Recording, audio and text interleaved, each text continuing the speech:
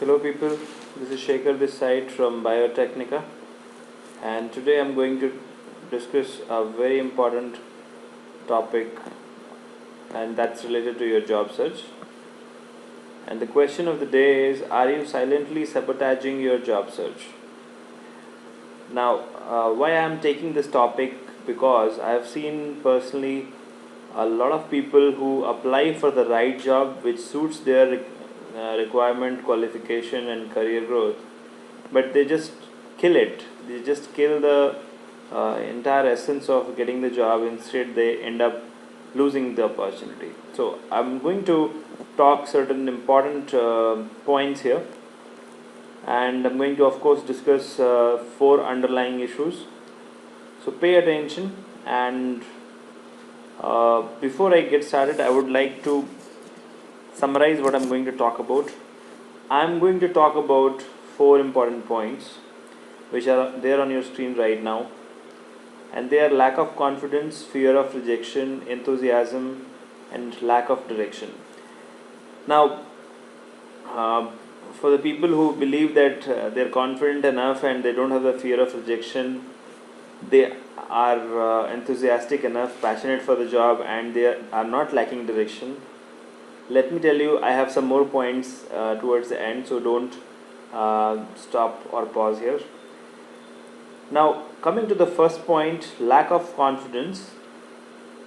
Confidence or overconfidence, right? Whether you lack it or you are overconfident, both are dangerous.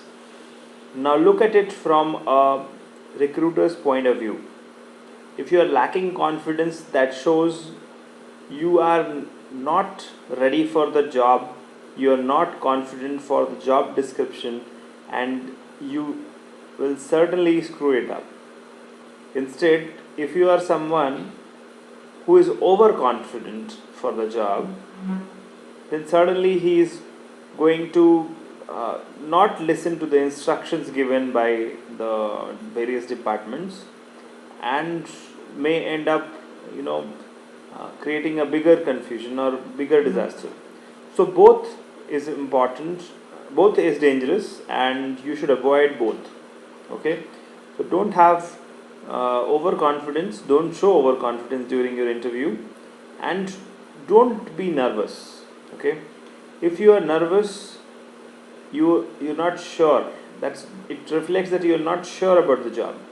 Generally, I have seen among freshers, whenever I interview freshers, they lack the confidence. They are not sure whether they are right person for the job, and also they forget that if they are not the right person, then someone else would be, and that's where they lose the opportunity. So don't lack confidence and don't have overconfidence. Moving ahead, the fear of rejection. This is especially seen among people who are getting started for their professional life, especially freshers. Now, fear is equal to death. If you are scared of an interview, certainly you will never qualify the interview. If you are not scared of the interview, then certainly you will end up attending it and coming out with flying colors. Now, don't be afraid, don't have that fear that you will get rejected. Instead, have faith, have patience, take a deep breath, go ahead for that interview, give the right answers as per your IQ, and you never know, you may get selected also. So selection is all about not failing, right? And the fear of failure, fear of rejection kills the spirit, kills the enthusiasm inside you. So don't allow that fear to kill your enthusiasm. Instead, go focus and attend as many interviews as you can. Moving ahead, as I said in my previous slide, the lack of enthusiasm, and I have some more points beyond this.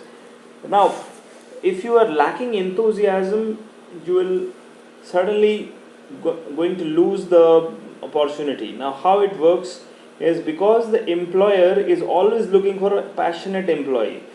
The recruiter is always looking for someone who may be interested for the best talent, and the best talent should be passionate for the job description given.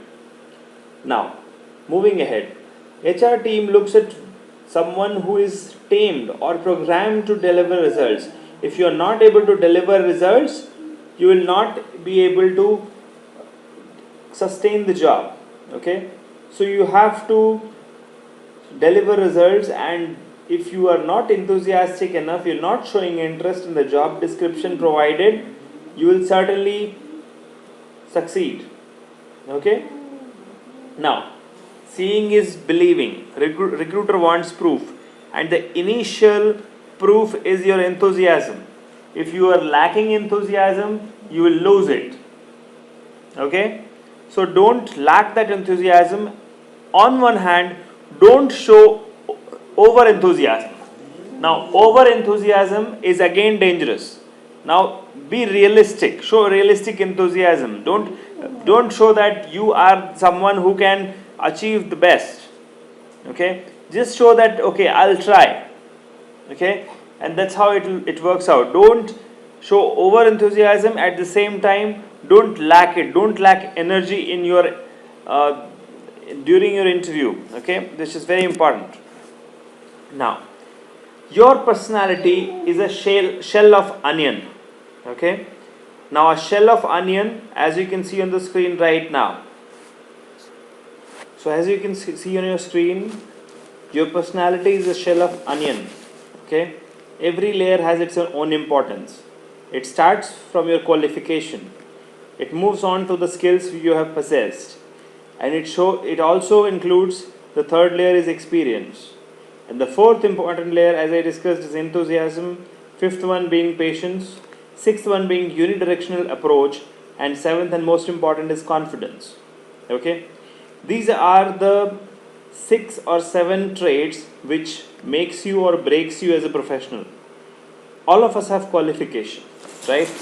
We all have qualification. We all might have the right skills. We all may not have the experience. In case of freshers, this won't be there. But at least you can show a bit of enthusiasm and energy during the interview. Don't be over enthusiastic, but yes, show enthusiasm. Okay? Have patience. Don't jump to conclusion that you are rejected. Don't have that fear of rejection. Have a unidirectional approach. I'm going to explain this unidirectional approach in my next slide. Don't worry. So have a unidirectional approach and be confident throughout your interview process. That's how you will not screw up. These are the underlying reasons why you fail or you succeed, or anybody succeeds in an interview. Okay, so this is not just generic to the biosciences audience, this is generic to everybody. Your qualification, your skills and experience is just the top of the cake. Enthusiasm, patience, unidirectional approach and confidence is what makes you and breaks you. Now moving ahead, I told you about unidirectional. Now, of course, everybody likes to be dynamic, okay? But don't be overly dynamic. What I mean by that is, don't paint a picture that you are going to try everything what comes your way, okay? The recruiter is looking for a long-term employee, okay? And he or she does not want someone who is planning to switch jobs or planning to switch job profiles, okay? So don't sound gibberish, don't sound immature and say that, hey, in 2016 I'm looking for a job because I'm a fresher, but in 2017 I want to become a manager, but and I want to become a scientist in 2018, and finally I want to become a rich entrepreneur in 2019. Come on, if you show this kind of picture to someone, nobody is going to believe you and nobody is going to recruit you. Okay? Have a 5-year vision plan and plan it and then only go in for interview, because this question is going to be obvious, that where do you see yourself 5 years down the line. Okay, now tell the recruiters about something which you are passionate about and is closely related to the job description. Okay, be polite and sweet and humble as much as possible. Do not give him ideas that you plan to become a manager and want to do an MBA next year, or you want to become a scientist next year and an entrepreneur after that. If you start cooking up stories like this, trust me, you will be shown the door. Okay, now let us look at the next slides. So that's what I would like to summarize. Don't sound stupid, show commitment to the job profile, show interest and enthusiasm for the job profile, and don't just show interest in salary. Now you need to understand the job description. Okay, you need to ask valid questions, you need to negotiate the salary appropriately, and you need to stay calm throughout.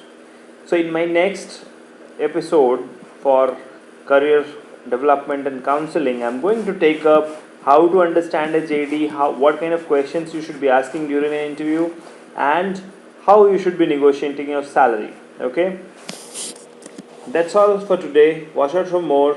Wait for my next video so that we can shoulder your job hunt responsibility and we can help you grab that lucrative job. Remember, reaching at the right opportunity at the right time is just the first step. At Biotechnica, we believe your performance in the interview and the series of interviews which follows is very, very important. And we are committed towards your career development.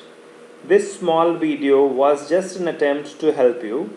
If you liked this video, do subscribe to our channel or comment below with your views or queries. I would be very happy to reply to each one of you personally.